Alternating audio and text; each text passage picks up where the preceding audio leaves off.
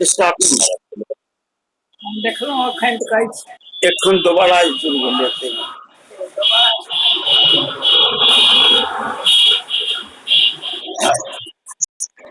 तो वह जो है शुभ लक्षण से युक्त वेश अलंकार मूर्ति, वो जितना शुभ लक्षण से युक्त होता है उतना सदा बनाने वाले की उन्नति करती है वह प्रतिमा। अब प्रतिमा की विशेष लक्षण कहते हैं, दशरथ तनयो रामो बलिश्च वैरोचनी सतंग विषम। दशरथ के पुत्र, तनय मने पुत्र, राम, हाँ, और विरोचन के तनय, वैरोचनी है बलिश्च, मतलब विरोचन के पुत्र बलि की प्रतिमा शतम विषम 120 अंगुल का होना, लंबा होना चाहिए। द्वादश हन्यास शेषा और प्रवर समन्यून परिमाण, और शेष जो सब प्रतिमा 108 अंगुल लंबी। 12 हटा दीजिए इस 120 में से तो कितना होगा, 108 न होगा, तो 108 अंगुल लंबी उत्तम होती है। 96 अंगुल लंबी मध्यम, और 84 अंगुल लंबी अधम होती है। माने 108 अंगुली लंबी उत्तम, 96 अंगुल लंबी मध्यम और 84 अंगुल लंबी मध्यम। इस प्रकार राम और बलि के पुत्र, वैरोचन के पुत्र बलि, इन दोनों का प्रतिमा 120 अंगुल होना चाहिए।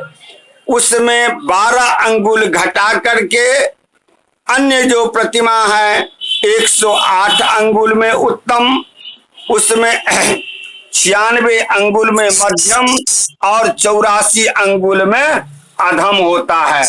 उससे नीचा नहीं होना चाहिए। अब एक पढ़ लीजिए और उसके बाद आज छोड़ दीजिएगा। कार्योष्टभुजो भगवान चतुर्भुजो आहा। भगवान विष्णु के प्रतिमा के स्वरूप के वर्णन करते हैं नारायण के। आहा, कार्योष्टभुजो भगवान चतुर्भुजो द्विभुज एव बा विष्णु। विष्णु की जो प्रतिमा है अष्टभुज, चाहे अष्टभुज कीजिए, चतुर 8 भुजा का, या चतुर्भुजा या द्विभुज बना दे। उनके वक्षस्थल को श्रीवत सांकित वक्षा कौस्तुभ मणिभूति तो रख गई है। उनके वक्षस्थल को श्रीवत्स चिन्ह और कौस्तुभ मणि से शोभित करें। अतसी कुसुम श्याम पीतांबर निभसन प्रसन्न मुख है। अतसी, अतसी नाम है किसका जानते हैं? नहीं जानते? तीसी का नाम है अतसी, लिख लीजिए। अतसी माने तीसी। तो तीसी के फूल के समान श्याम वर्ण और पीतांबर वस्त्र, पीतम अंबरम जस्य पीतांबर है, पीला वस्त्र उनको पहना हुआ, प्रसन्न मुख, पुष्ट कंठ और वक्षस्थल, कंधा और भुजा वाली, हीन गलोरस्थलांश भुज खर्ग गदा सरपाणिर दक्षिणतः शांति 10 चतुर्थ कर है। अब कहते हैं क्या कि दाहिने हाथ, 3 हाथों में क्या सब है? खर्ग, गदा और सर धारण, और चौथी हाथ में अभय मुद्रा है। चौथी हाथ में अभय मुद्रा है। हाँ, शांतिस चतुर्थ करः। अब कहते हैं वाम करेसु च कारमुक खेटक चक्राणि शंखश्च। अब बाएं हाथ में क्या शब्द दीजिएगा तो देखिए, हैं? अब पहले ना ना, बाएं हाथ में, चारों हाथ में पहले जो है कारमुक, कारमुक माने होता है धनुष, समझे? और कारमुक खेटक माने होता है ढाल, जैसे तलवार एक हाथ में होता है, बचाने वाला ढाल होता है। हाँ हाँ, नहीं बचाने वाला, ऐसे पकड़ने वाला नहीं।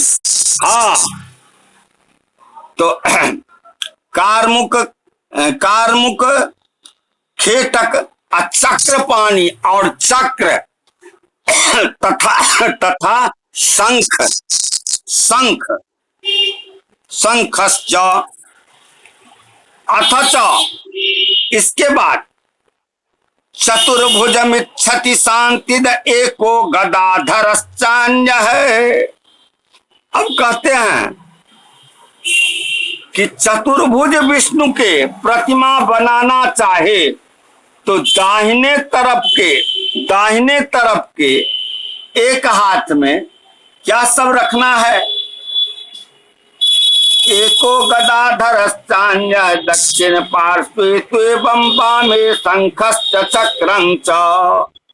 अब दाहिने तरफ के एक हाथ में अभय मुद्रा, दूसरे में गदा धारण करा दीजिए। बाएं तरफ में एक में शंखश्च और दूसरे में चक्रंच।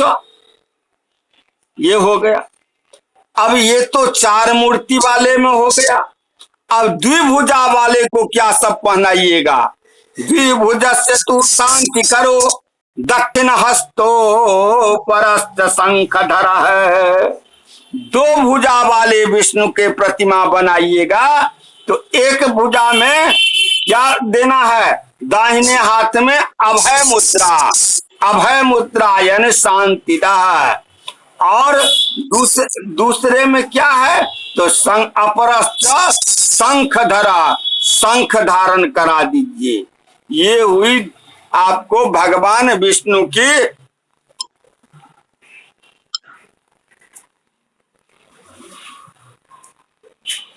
ये भगवान विष्णु की मूर्ति जो है हो गया। चालू जुड़ते है तब ना।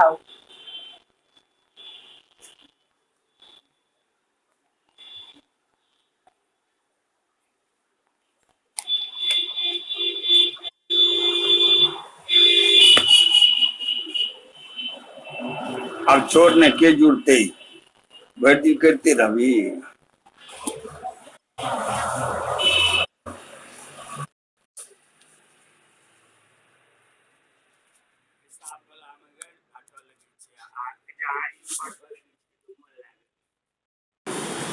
और किसने कर पकने पहले देखो रिकॉर्डिंग भेले कि नहीं है।